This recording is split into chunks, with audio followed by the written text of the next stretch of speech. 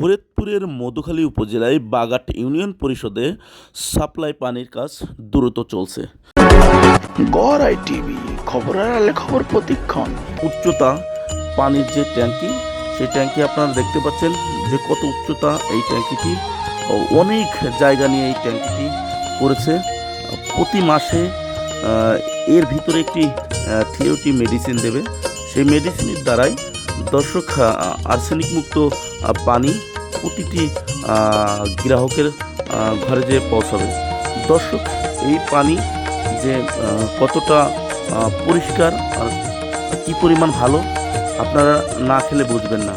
দর্শক, আপনারা জানেন যে পৌরসভার যে সাপ্লাই পানির কাজ, সেই সাপ্লাই পানির কাজ যেভাবে ঠিক একই ক্যাটাগরি এই সাপ্লাই পানিটি।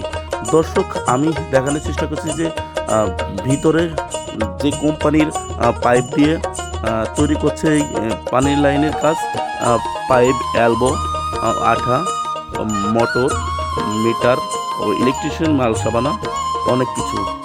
দর্শক, আমাদের সাথে থাকুন।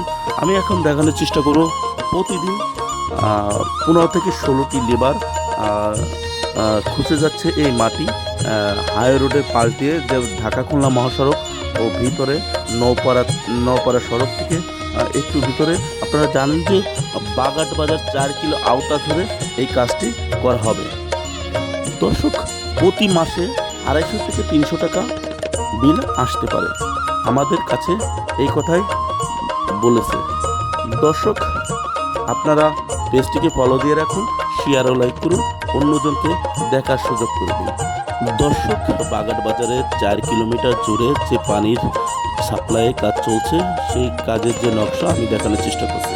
আমার আরিফুল ইসলাম, গড় আইটিভি, ফরিদপুর, মধুখালী।